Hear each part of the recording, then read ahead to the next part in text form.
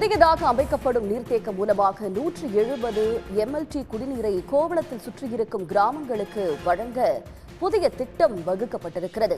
இது பற்றிய கூடுதல் விவரங்களை தருவதற்காக செய்தியாளர் கண்ணன் இணைகிறார். கண்ணன், விவரங்கள். நிச்சயமாக சென்னை மற்றும் சென்னையை சுற்றியுள்ள அந்த புறநகர் மாவட்டங்களின் நீர் தேவையை, எதிர்கால நீர் தேவையை பூர்த்தி செய்யும் வகையில் கோவளத்தில் சென்னையில் 6வது நீர்த்தேக்கம் அமைக்கப்படும் என்று தமிழ்நாடு அரசின் நிதிநிலை அறிக்கையில் அறிவிக்கப்பட்டது. இதனைத் தொடர்ந்து இந்த நீர்த்தேக்கம் அமைப்பதற்கான பல்வேறு அனுமதிகளை பெறுவதற்கு தமிழ்நாடு அரசு நடவடிக்கை எடுத்து வந்தது. அதன்படி இந்த நீர்த்தேக்கத்திற்கான கடலோர மண்டல ஒழுங்குமுறை ஆணைய அனுமதி கோரி தமிழ்நாடு அரசு விண்ணப்பித்திருந்தது. இந்த விண்ணப்பத்தை பரிசீலித்த ஆணையம் தற்போது இதற்கு அனுமதி அளித்துள்ளது. அதன்படி பார்த்தோம் என்றால் சென்னையின் 6வது நீர்த்தேக்கம் சுமார் 471 கோடியில் 4375 ஏக்கரில் அமைக்கப்பட உள்ளது. இந்த நீர்த்தேக்கமானது ஆண்டுக்கு 2.25 TMC வெள்ள நீரை சேமிக்கும் வகையிலும் 1.6 TMC கொள்ளளவுடன் அமைக்கப்பட உள்ளது.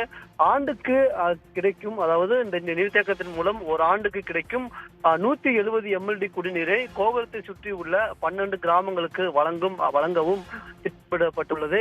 தற்போது இதற்கு கடலோர ஒழுங்குமுறை ஆணைய பணிகள் கிடைத்துள்ளதையும் சுமார் 32 கோடியில் முதல்கட்ட பணிகளை மேற்கொள்வதற்கான டெண்டரும் கோரப்பட்டுள்ளது.